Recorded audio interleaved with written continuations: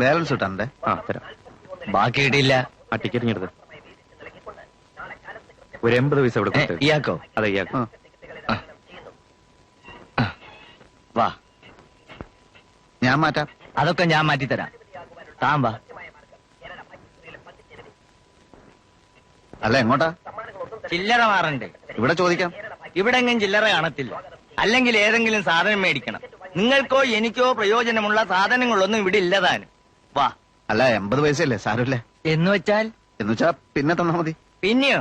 ഞാൻ 80 പൈസക്ക് തന്റെ കടക്കാരനാവണോ? അത് സാരമില്ല അമ്മാവ. അത് സാരം ഉണ്ട് വരുവാനെ. താൻ വലിയ രാഷ്ട്രീയ ഒക്കെ ആയിരിക്കും. പക്ഷെ ഞാൻ അഭിമാനിയാ.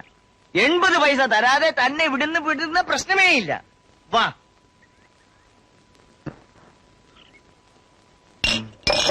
എന്താ വേണോ? എനിക്ക് വേണ്ട. എന്നാ ഒരു കാര്യം,